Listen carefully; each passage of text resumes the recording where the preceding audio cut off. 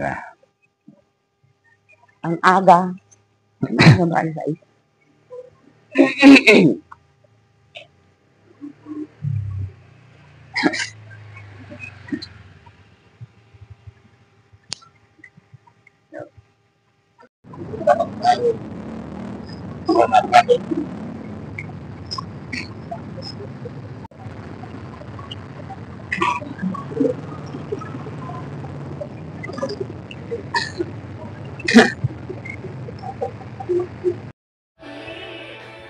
So ngayon guys, dito na kami sa Hypercision clinic. So nandiyan na yung laboratory. Ayan ang ipapa-laboratory ng aking asawa. Marami. Kunan lang siya ng maraming dugo. Ayan. Ayan ang sa kanya. I-test yung dugo niya. So ang number ng misis ko is nasa 1037. Yan.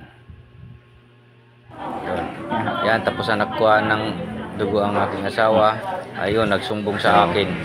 Yan guys, tapos na kami. Kaya pakinggan nyo sumbong sa akin yan.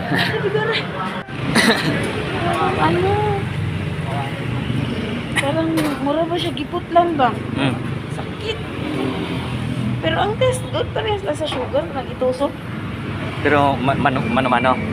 Ano yun sa kanya? Hindi. May maliit siya na tube na ganon. Ang tagal niya pinindot. Tapos, pag pindot, parang baon yung ano. Tapos, dalawang ganon ka ano.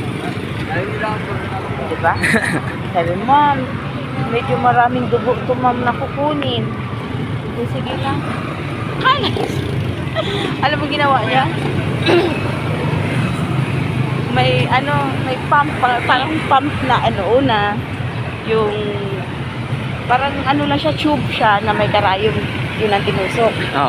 Lahat ng tube na yun is sulod dito sa nakaganon. Dun, lima sila. Sunod-sunod i-shoot. Tapos doon nasa maliliit, ang bagal na ng dugo ko. Sabi ko, ang tagal naman. Tapos nakaumang dyan yung dako. Kaayong ko, ate, karayong. Parang swero? Dako pa di. Taba na karayong. Sabi ko nga, tapos kung may cellphone lang ko, pinicturean ko yun. Ang lalaki talaga. Laki talaga ng karayong. First time ko man din ginanon yun.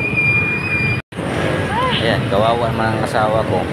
Nangihina ngayon kaya nag-almusal kami doon sa ating kaibigang Javi. Dito, yung dulong-dulong dito. May pagtusok good. Di, ano siya. Gamay ra good nga. Ano para sa pang-test nga sa lugar. Pero yun, maliit lang. Pambutas lang siguro talaga. Alam mo yung pag tinapat niya ganyan, dugay kayo di anak pag niya. Saka pumitik, yun, baon. Ano? Kumikibot-kibot. Nararamdaman ko talaga na ana, oh. Kumikibot.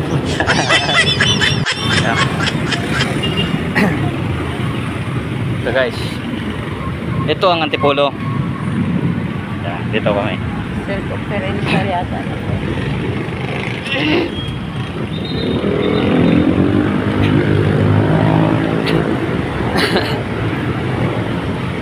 Makaramdam ko din, nahihilo na nga ako din, oh. Kaya sige siya gano, ma'am, magsabi ka ma'am kung nahihilo ka ma'am, ha. Sige siya inyon. Sige ma'am,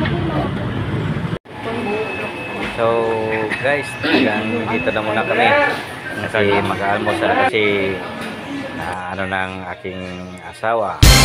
Okay guys, salamat, bye bye.